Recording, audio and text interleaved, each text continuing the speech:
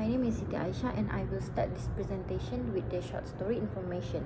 Okay, the title of this short story is The Lady or the Tiger, and the author of this short story is Frank R. Stockton. Okay, now let's move to the background of this short story. The Lady or the Tiger was written by Frank R. Stockton and it was first published in 1882. The story is set in a semi-barbaric kingdom which allows the author to gain more ideas about the human nature, power and also justice, but without referring to any real place. The reason Stockton decided to create this arena trial is to question whether justice is based on a chance or Hi it is everyone, truly my fair. name is Syed Hairil. Now let's move on to plot and fretext triangle. The story is about a semi-barbaric king who uses an unusual system of justice, where an accused person must choose between two doors, one hiding a deadly tiger, and another one is a lady to marry. When the king's daughter fall in love with a young man, he is put on a trial in the arena. The princess learns what is behind each door and secretly signals him which one to choose. So the story ends without revealing whether he chose the lady or the tiger. Okay, now let's move to fretext triangle. Okay, the first one is exposition. The semi-barbaric king, his arena justice system and the rule of choosing between a lady or a tiger are introduced, along with the princess and her secret lover. Next is rising action. The king discovers their relationship. The young man is put on trial and the princess learns the secret of the doors while struggling with jealousy and inner conflicts. Next one is climax. In the arena, the princess signals her lover to choose a door, marking the emotional turning point of the story. Okay, for now, following action. The young man confidently walks toward the chosen door as the crowd watches in suspense. Last one is resolution. There is no clear ending as the story ends by asking whether the lady or the tiger come out of the door. Okay, so now we move on to the internal conflicts. The princess has an internal conflict because she is confused by her own feelings. She loved the young man and want him to leave, but at the same time, she feels jealous of the woman behind the door who might marry him.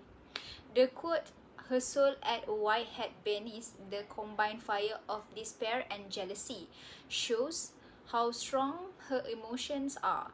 This conflict happened inside her heart, making it hard for her to decide what is the best.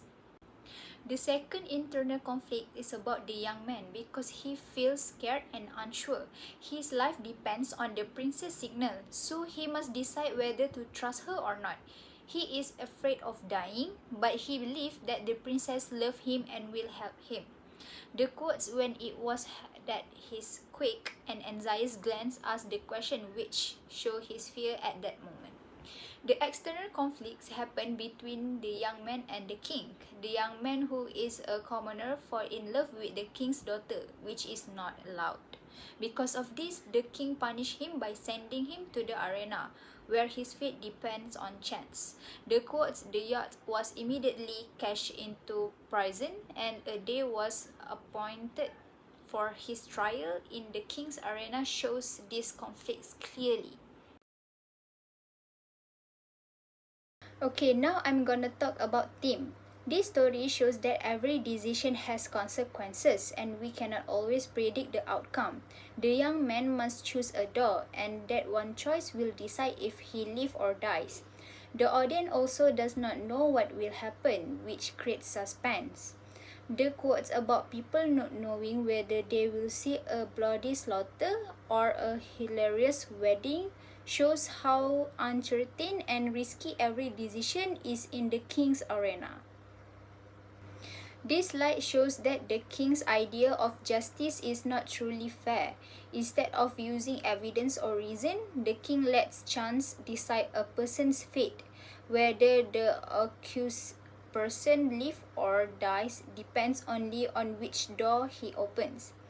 The quotes about the tiger behind one door and the lady behind the other prove that the system is based on luck, not real justice. This shows the king has absolute power and controls people's life for his own entertainment. Hi, my name is Adana Jana binti Azra Azlan. Today I'll be talking about setting and point of view. The story happened in a very olden time because people did not have any proper laws like we do today. And because of that, there was no police, no courts, no fair rules. People depended on luck, chance, or the power of rulers to decide what was right and wrong.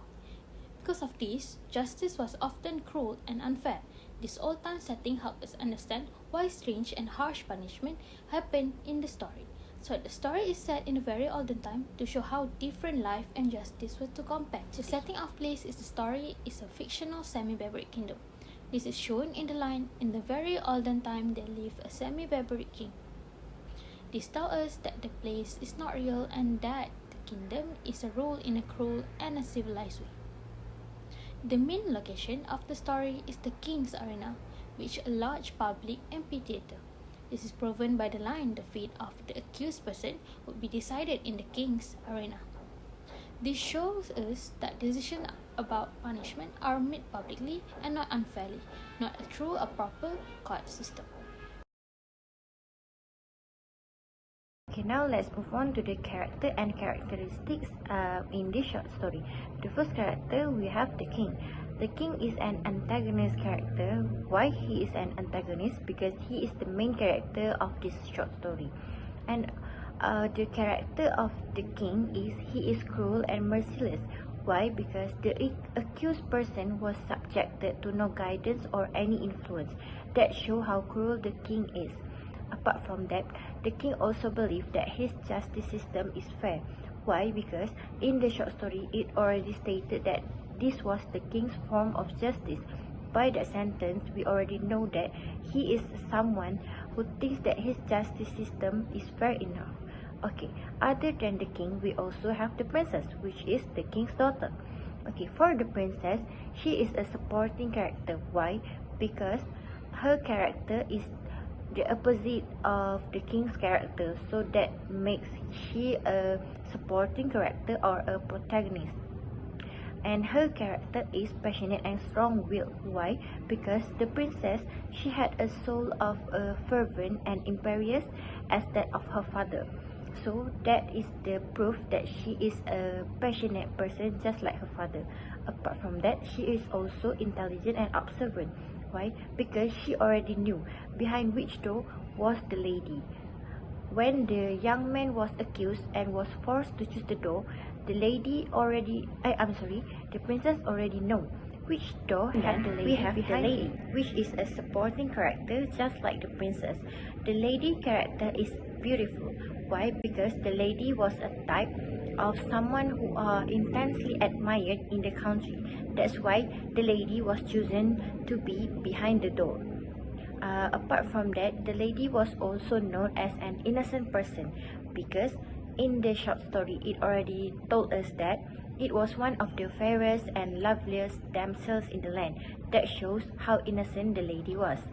Other than the lady, we also have the tiger, which is a foil character. The tiger is known as fierce. Why? Because in the story, there was a time when a roar shook the very walls. The roar itself already showed to us that the tiger is a fierce animal, so that is its character. Last but not least, we have the young man. The young man is a protagonist, which is the opposite character of antagonist. Okay, the young man character is brave and calm. Okay, in this short story, after the king find out about his relationship with the princess, he was forced to choose between the doors, which have a tiger and also the lady. But without any slightest hesitation, he went to the door. That shows how brave and calm the young man is. Lastly, he is also a trusting and loyal person. Why? Because he was about to choose the door that have a tiger or the lady. He turned and looked at the princess. That shows that he trusted the princess to help him to choose which of the door have the lady behind it. The story is written in the third person omniscient point of view. This means the narrator knows everything about all the characters. We can see into the minds of different characters, like the kings, the princess, and the young man. The narrator tells us that they think and feel, not just one person. For example, the narrator describes the young man's thoughts.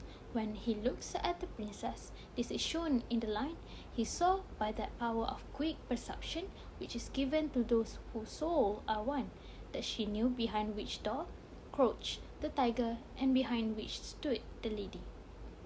This shows us that the narrator knows what the princess knows and what the young man understands at the same time.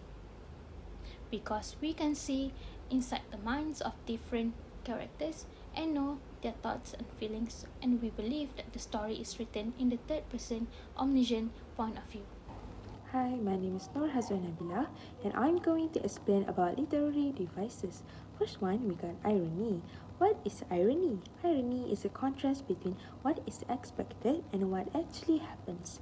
First one, we got verbal irony. The king calls his justice system fair, but it is cruel and based on chance. Second, situational irony. The trial is meant to find truth, yet the outcome depends on luck. Lastly, dramatic irony. Princess knows what is behind each door. The young man does not. Now I will explain about the second literary devices, which is symbolism. First one, we got the lady, symbolize love and mercy. The lady symbolize compassion and life, offering reward and happiness instead of punishment. Second, the tiger symbolizes death and jealousy. The tiger represents violent death and destructive power of chase. Next, for the third symbolism, which is the arena, symbolizes cruel justice. The arena shows an unfair justice system where fate decides life or death. And for the fourth one, the doors symbolize fate and choice. The doors symbolize how a single choice can determine a person's destiny. Now let's move to the last literary devices, which is imagery. First, visual imagery is the language that helps readers see pictures in their mind, such as places, people, or objects. For example, the crowded arena, the doors, the tiger, or the lady behind them. Second one, auditory imagery is the language that helps readers hear sounds in their mind, such as voices, noises, or music. For example, the roar of the tiger and the reactions of the crowd.